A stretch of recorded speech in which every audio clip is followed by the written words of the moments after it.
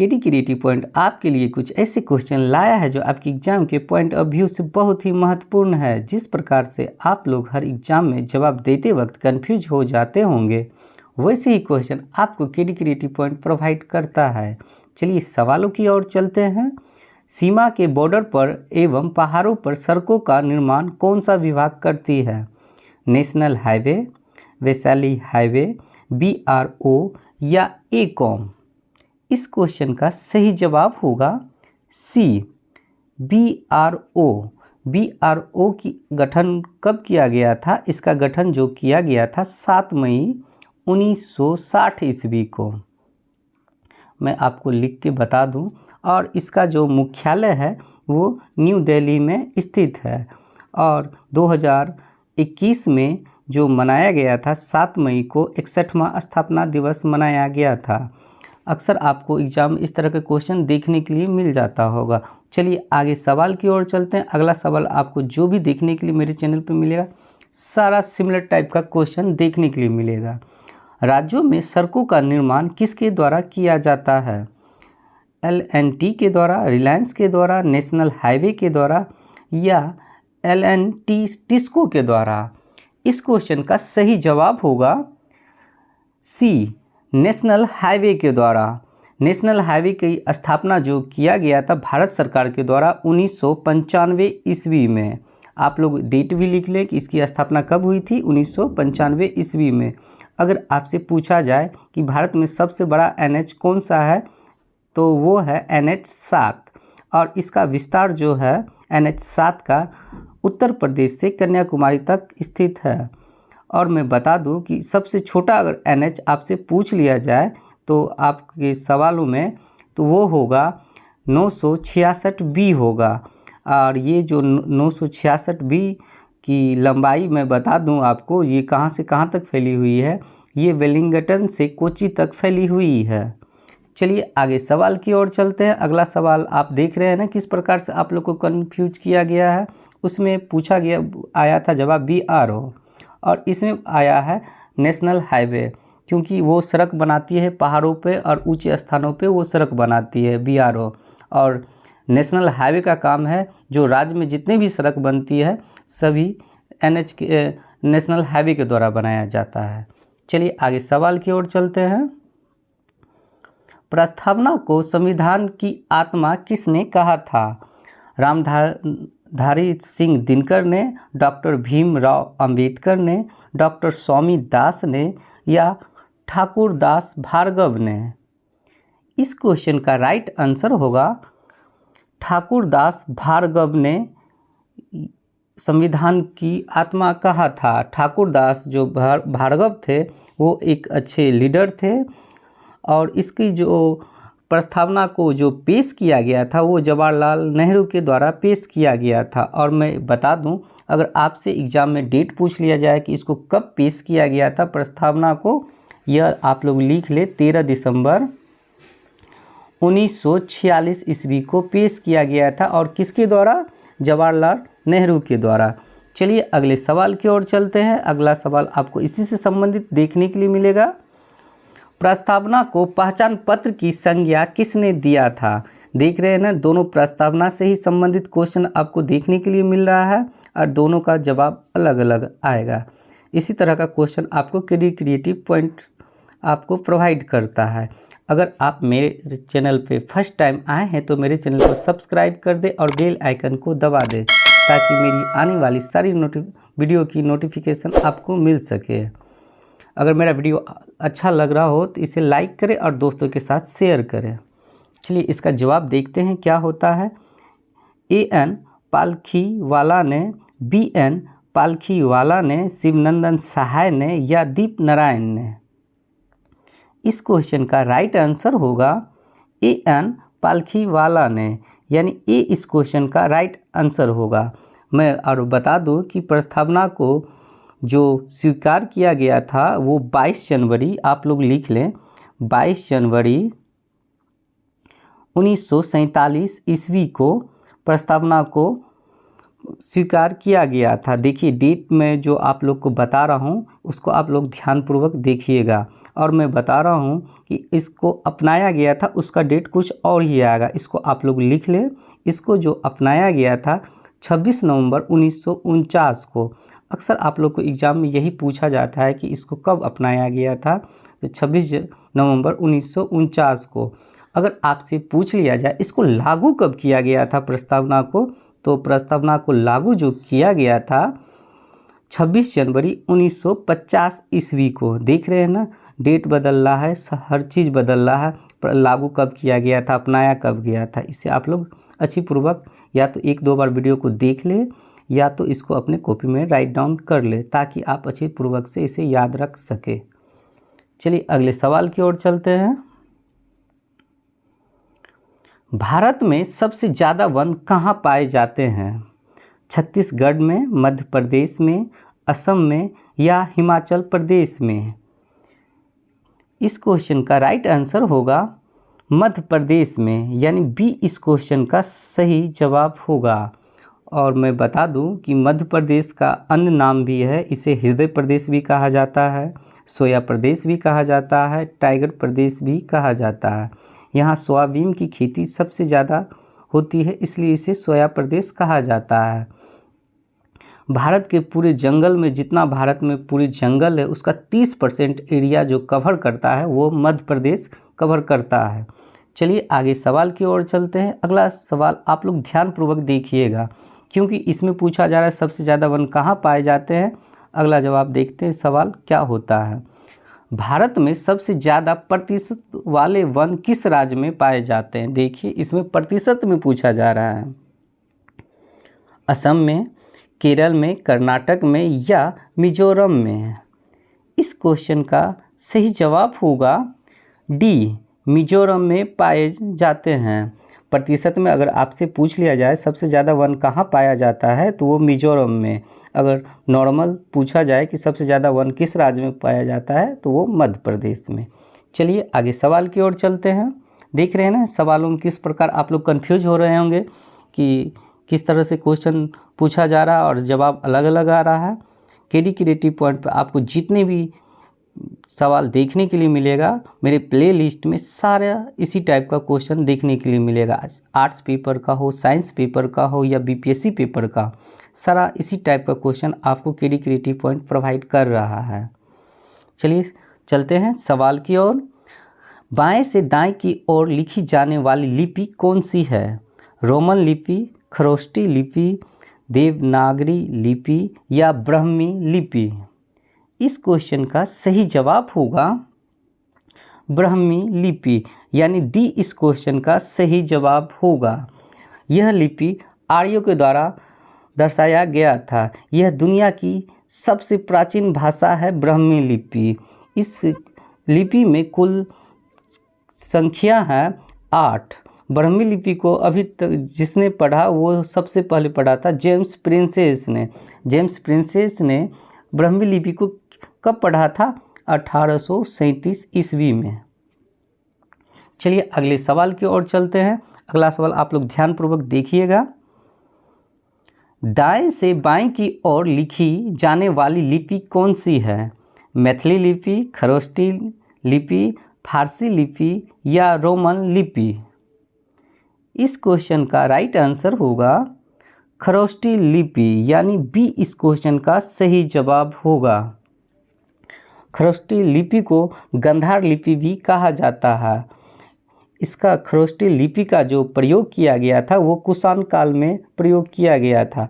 कुषाण काल के जो राजा हुए वो अशोक हुए और ये अशोक के द्वारा खरोष्टी लिपि का प्रयोग किया गया था। अशोक जितने भी अपने अभिलेख में भाषा का प्रयोग किया गया है वो खरोष्टी लिपि का प्रयोग किया गया है।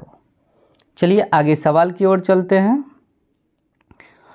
जैन साहित्य को क्या कहा जाता है? आदि पुराण, महापुराण, आगम या समय सार? इस क्वेश्चन का सही जवाब होगा आगम। सी इस क्वेश्चन का राइट आंसर होगा। आगम जो इस जैन साहित्य की बुक है वो एक संस्कृत शब्द है और संस्कृत शब्द का अर्थ होता है, आगम का अर्थ होता है ज्ञान का अर्जन करना। चलिए अगले सवाल की ओर चलते हैं। अगला सवाल आपको इसी से संबंधित देखने के लिए मिलेगा। आप लोग ध्यानपूर्वक देखते रहें क्योंकि सारा सवाल आपको सिमिलर टाइप का ही क्वेश्चन देखने के लिए मिलेगा। इस तरह का सवाल एक बार में याद नहीं होता है और इसको आप क्या करें, बार बार देखें या तो इसको अपने कॉपी में राइट डाउन कर ले ताकि आप अच्छी पूर्वक से याद कर सकें। अब हर एग्ज़ाम में क्वेश्चन इसी टाइप का आपको पूछे जाते हैं जिस प्रकार से मैं आपको पढ़ा रहा हूँ। चलिए देखते हैं इस सवाल में क्या इसका जवाब आता है। जैन धर्म के साहित्य जो प्रारंभिक इतिहास के बारे में जानकारी मिलती है वो कौन सी बुक है जिससे हमें जैन धर्म की प्रारंभिक इतिहास के बारे में जानकारी मिलती है? भागवती सूत्र से, कल्प सूत्र से, पूर्व मीमांसा से या भागवती आराधना से? इस क्वेश्चन का सही जवाब होगा भागवती सूत्र से। ये इस क्वेश्चन का सही जवाब होगा। भागवती सूत्र के बारे में मैं बता दूं कुछ जानकारी, अगर आपके एग्जाम में क्वेश्चन बने तो आप इसका जवाब दे सकते हैं। यह भागवती सूत्र एक ऐतिहासिक ग्रंथ है। इनमें जैन धर्म के सिद्धांतों का वर्णन किया गया है। इसकी रचना जो की गई है वो प्राकृतिक भाषा में किया गया है और इसके रचयिता जो हुए वो सुधर्म स्वामी हुए। इसमें सबसे बड़ा जो बात है वो इसमें है कि 36,000 इसमें प्रश्न है। चलिए आगे सवाल की ओर चलते हैं। देख रहे हैं ना किस प्रकार से मैं आपको इससे जो भी फैक्ट बन रहा है वो बता रहा हूँ। अगर फैक्ट से भी सवाल अगर एग्ज़ाम में आपके बनते हैं तो उसका जवाब आप दे सकते हैं। बिंदुसार के दरबार में कौन सा राजदूत आया था? जॉन डाल्टन, रॉबर्ट क्लाइव, डायमेकस या मेगास्थनीज? इस क्वेश्चन का सही जवाब होगा, मैं बता दूं आपको, इसका जवाब होगा डायमेकस, यानी सी इस क्वेश्चन का सही जवाब होगा। मैं डायमेकस के बारे में बता दूं कि डायमेकस सीरिया के राजा जो हुए एंटियोकस उसे भेजा गया था बिंदुसार के दरबार में। चलिए उसके द्वारा भेजा गया था। इंटोमेकस के द्वारा जो भेजा गया था राजदूत वो डायमेकस था, वो अशोक के दरबार में भेजा गया था। चलिए आगे सवाल की ओर चलते हैं। अशोक के दरबार में कौन सा राजदूत आया था? आदिल शाह, डायनोसियस, निकोलस या डायमेकस? इस क्वेश्चन का सही जवाब होगा डायनोनियस, यानी बी इस क्वेश्चन का सही जवाब होगा। मिस्र के राजा टॉलमी द्वितीय ने अशोक के दरबार में डायनोनिसियस को भेजा था। चलिए आगे सवाल की ओर चलते हैं। आग की खोज किस काल में किया गया था? नवपाषाण काल में, उत्तर वैदिक काल में, मौर्य काल में या पुरापाषाण काल में? इस क्वेश्चन का सही जवाब होगा पुरापाषाण काल में आग का निर्माण किया गया था। आग को आप जानते ही जब आग लगती है तो पूरा गांव को जला देता है। इस प्रकार से आप ट्रिक कुछ भी बना के याद कर सकते हैं। आग का जो आविष्कार किया गया था वो पुरापाषाण काल में किया गया था। इस काल में पत्थर के औजार भी बनाए गए थे और इस काल में कुल्हाड़ी भी बनाया गया था। इस काल में बहुत सारे अवशेष जो प्राप्त हुए हैं वो राजस्थान, उड़ीसा से प्राप्त हुए हैं और मध्य प्रदेश में एक भीमबेटका स्थान है, वहाँ की गुफाएं से भी बहुत सारे चीज़ प्राप्त हुए हैं। पुरापाषाण काल के औजार प्राप्त हुए हैं। और आपसे पूछा जाए कि पुरापाषाण काल कितने वर्ष पुराना है? ये 10,000 ईसा पूर्व है पुरापाषाण काल। चलिए आगे सवाल की ओर चलते हैं। पहिए का आविष्कार किस काल में किया गया था? ऋग्वैदिक काल में, गुप्त काल में, नवपाषाण काल में या प्राचीन काल में? इस क्वेश्चन का सही जवाब होगा नवपाषाण काल, सी इस क्वेश्चन का सही जवाब होगा। नवपाषाण काल के में जो लोग पूजते थे वो सूर्य को पूजते थे, आकाश को पूजते थे, पृथ्वी को पूजते थे, गाय को पूजते थे, सर्प को पूजा किया करते थे। अगर आपसे एग्जाम में पूछ लिया जाए कि नवपाषाण काल में लोग किसे पूजते थे, इसमें बहुत सारे आ सकते हैं। आकाश, पृथ्वी, गाय, सर्प इत्यादि आते हैं। नवपाषाण काल का अगर समय आपसे पूछ लिया जाए कि कब से कब तक है, 1800 ईसा पूर्व से 800 ईसा पूर्व तक। चलिए आगे सवाल की ओर चलते हैं।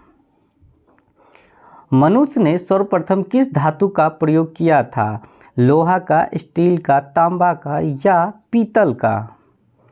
इस क्वेश्चन का सही जवाब होगा सी, तांबा का। तांबा का जो प्रयोग किया था ये 10,000 साल पहले प्रयोग किया गया था। चलिए आगे सवाल की ओर चलते हैं। अगर मेरा वीडियो आप लोग को पसंद आ रहा हो तो इसे लाइक करें और अपने रिश्तेदार के साथ शेयर करें और अपने दोस्तों के साथ। चलिए, मनुष्य के द्वारा सर्वप्रथम बनाया गया औजार कौन सी है? चाकू, भाला, कुल्हाड़ी या हसुआ? इस क्वेश्चन का सही जवाब होगा कुल्हाड़ी। सी इस क्वेश्चन का सही जवाब होगा। ये जो कुल्हाड़ी बना हुआ था यह पत्थर का बना हुआ था और इसको जो बनाया गया था पूरा पाषाण काल में बनाया गया था। चलिए आगे सवाल की ओर चलते हैं। अगला सवाल आपको जो भी देखने के लिए मिलेगा सारा सिमिलर टाइप का क्वेश्चन देखने के लिए मिलेगा। भारत में पूरा पाषाण काल में औजारों की खोज किसने की थी? फाहियान ने, डायमेकस ने, मेगास्थनीज ने या रॉबर्ट ब्रूस फुट ने? इस क्वेश्चन का सही जवाब होगा रॉबर्ट ब्रूस फुट ने, यानी डी इस क्वेश्चन का सही जवाब होगा। अगर आपसे पूछा जाए कि इसकी खोज कब की गई थी? 1863 ईस्वी में। चलिए अगले सवाल की ओर चलते हैं। हड़प्पा सभ्यता की खोज किसने किया था? योगेंद्र साहनी ने, द्वीप नारायण साहनी ने, भानु प्रताप ने या राम बहादुर दयाराम साहनी ने? इस क्वेश्चन का सही जवाब होगा राम बहादुर दयाराम साहनी ने। डी इस क्वेश्चन का सही जवाब होगा। अगर आपसे पूछ लिया जाए इसकी खोज कब की गई थी तो 1921 ईस्वी में। डेट भी किसी किसी एग्ज़ाम में पूछ लिया जाता है। हड़प्पा सभ्यता की खोज किसने की थी? तो यह राम बहादुर दयाराम साहनी ने 1921 ईस्वी में की थी। चलिए आगे सवाल की ओर चलते हैं। मोहनजोदड़ो की खोज किसने किया था? राखल दास बनर्जी ने, एस.एन. बनर्जी ने, रामल दास बनर्जी ने या सोहन कुमार भखना ने? इस क्वेश्चन का सही जवाब होगा रामल दास बनर्जी ने, यानी सी इस क्वेश्चन का सही जवाब होगा। रामल दास बनर्जी ने कब किया था? 1922 ईस्वी में। मैं आपको बता दूं कि 1922 ईस्वी में इसे खोजा गया था। चलिए आगे सवाल की ओर चलते हैं। अगला सवाल आपको जो भी देखने के लिए मिलेगा सारा सिमिलर टाइप का ही क्वेश्चन मेरे चैनल पे देखने के लिए मिलेगा। सल्तनत काल में सुल्तान की अस्थाई सेना को क्या नाम दिया गया था? वासुदेव, धनानंद, खारवेल या खासखेल? इसका सही जवाब होगा उसका जो नाम दिया गया था खासखेल नाम दिया गया था। चलिए आगे सवाल की ओर चलते हैं। अगर मेरा वीडियो आप लोग को पसंद आया हो तो इसे दोस्तों के साथ शेयर करें और लाइक करें। वीडियो को देखने के लिए धन्यवाद।